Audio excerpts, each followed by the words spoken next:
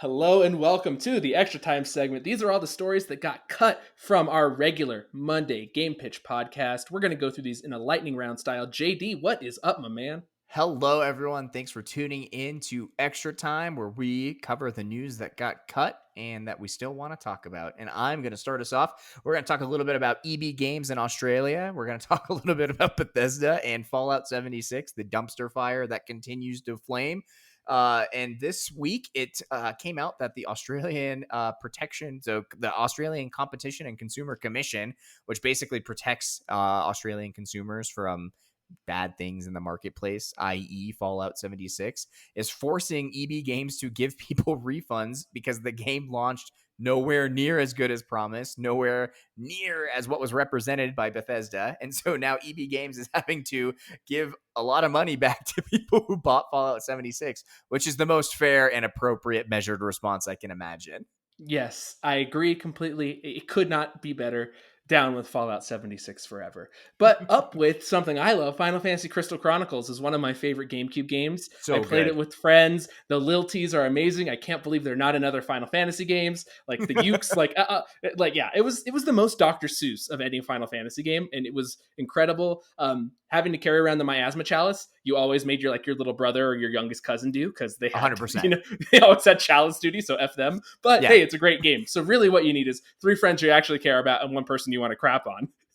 And you can play with multiplayer now. So no more carrying around a link cable, losing it, accidentally ripping it out of your console while you're trying to do something. Now we can utilize the internet. Oh, things are so good. It's so good now. What's not quite as good, or at least I don't care about it at all, is EA renewing their partnership with the NFL to create more Madden games. This is a lot of things I don't care about. Madden games to start with. The NFL explicitly I don't care about right now, given how backwards their thinking is. With now they're like, oh, we definitely should have listened to players because of all this Black Lives Matter stuff, and we definitely regret it. Good. Thank you. I'm glad that you're just now catching that. So down with Madden games and down with the NFL. I don't like either of them, and I don't care about them. The only good news with this is that the Madden curse will live on forever. Exactly. Continue pumping out your mediocre crap games. Well done. More sad, we have Nintendo restructuring their brand ambassador program, and I actually got a little upset because some of the people who I follow who are Nintendo brand ambassadors got the plug pulled on them, so they might not receive, review copies or getting just having that little badge, that little stamp. I think maybe would have drawn more people to their platform, and it's kind of sucky that it's getting removed from them, and they haven't really fully announced all the restructuring plans or what might go forward in the future, like how they might revamp it or allow more people in. So maybe, I'm a little premature on this, but it's just kind of sucky that a lot of people are getting everything kind of taken away. My hope is that it is truly a restructure, and while current ambassadors will get it revoked, they may also be reintroduced in due time. So that's kind of what I'm holding out hope for, is just Nintendo's getting stuff switched around a bit, and a lot of these creators will get to continue to reap some benefits from that program. Moving right along, so Kojima has given everyone an update on a new game that he is building, and by doing that, basically has refuted a ton of rumors around Death Stranding not making money. He came out and said that they've crossed the line in terms of money making to be back in the black. They've recouped development costs. And he said, we have enough money to start our next project, so no need to worry. We don't know what is coming next. We do know from this same story that he was also working on a pretty big game that was canceled. And he said a pretty big project of mine got canceled, so I'm pretty pissed, but that's the game industry for you. Thanks, Kojima. Who cancels a Kojima project? Who does that at this point? It's like that thing where he got people to say that being an Amazon delivery man was a masterpiece. Was so fun. Exactly. That's exactly what I was going to say. Why would you cancel this man's game? He could clearly make all of us buy anything. So I can't fathom it. I don't get it. I don't get it either. Okay, well, something else I don't get, and we've been speculating about this for a while. So Sega filed a patent where they'll have a touchscreen technology that can learn from the player. One, that's like the doll, like where did you get touched? Like it's like I don't want the controller to know how, why, and when I'm touching it. That just disturbs me to no end. But the thing that's interesting with this is why would they be developing something? They've been out of the hardware game for Hardware, so right? long, which is this is kind of super speculative, but there was a story that there's some huge Sega news coming out and that the Sega Micro was not what that was. And I have said to you via text that what if Sega is making a handheld that will facilitate Game Pass and older Xbox titles? So Sega could be making a handheld that's going to play Microsoft games or Microsoft Game Pass PC games too. Who knows? Yeah, I mean, it's hard to say. It is weird. The technology itself, a touchscreen that learns from the user, and I don't know. It is all very very strange. And so I guess all we can really do right now is wait and see how this shakes out. It could very much just be a patent that is patented so that they have it, and it just dies sitting there. It could very well be some sort of big collaboration. I don't know. I don't know. But I don't like the idea of a touchscreen learning about me, so I'll say No, that much. I don't like it one bit, not even at all. Not even the slightest. On a more serious note, so one other story that didn't make it in the pod that we're gonna just talk a little bit more about. The lot this week we've seen a lot of people rally and come behind Black streamers and Black creators online, and that's incredible, and it's really great to do. In the pod, we talked about Gary Whitta and his rating on channels and getting people to come in and just dump donations and bits and cheers, and that's phenomenal.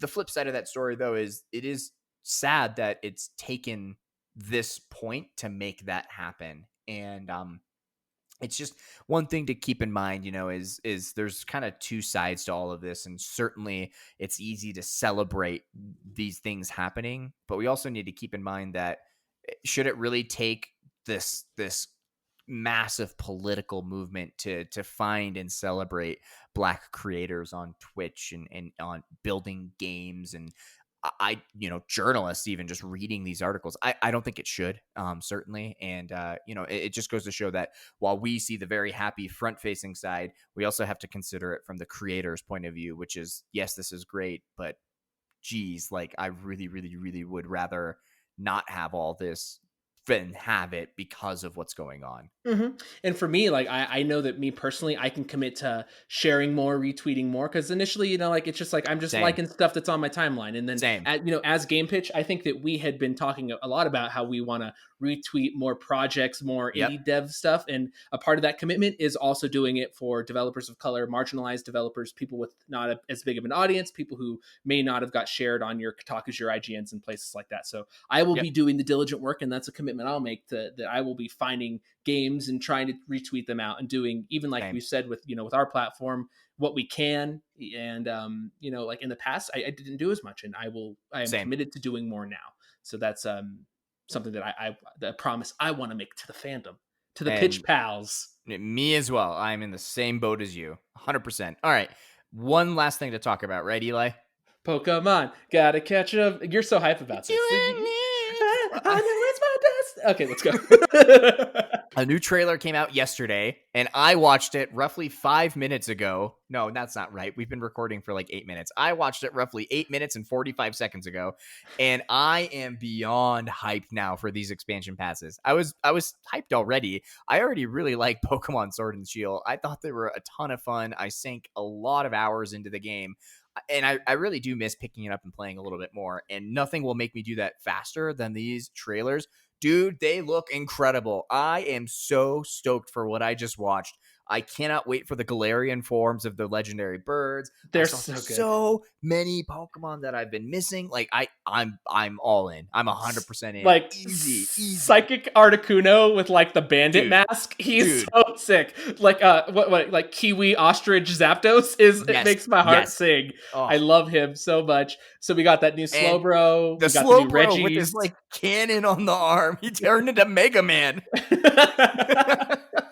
And then just a lot of really cool things. The what are they? Gigamaxes of the starter Pokemon of Bulbasaur and Squirtle looks really cool. Oh, I saw someone online say that this is the first time that Blastoise has shot from his cannons. like because he was Finally. shooting from the cannons on his back, and I was like, is that real? Has he never shot from his No. cannons before?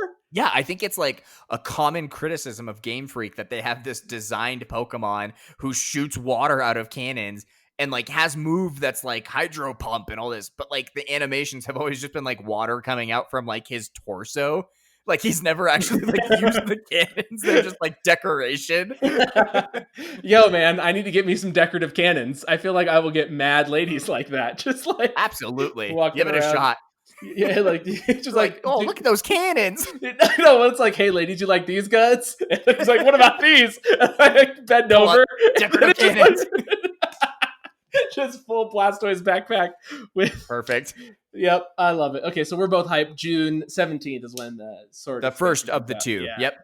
So good. It looks hype. I'm amazing. glad you're hyped. Yeah, it's all about I'm- that Zapdos chicken. It really is. Oh my god, I cannot wait. I cannot wait. And I think that brings us to the end of Extra Time. It sure does. Thank you so much for listening. Game Pitch drops every Monday. You can find the draft on Sundays on our YouTube channel. These Extra Time segments always posted after the main episode goes up on Monday. Then we'll have these up on Tuesdays. So thank you so much for listening and watching, and find us on Apple and Spotify, Google, all those places. JD. Everywhere you like listening to content, the odds are we are there. Thanks for tuning in, and we'll catch you next week. Unless Take-Two takes us from there, then we won't be there. They might too. They might. We got to watch our backs.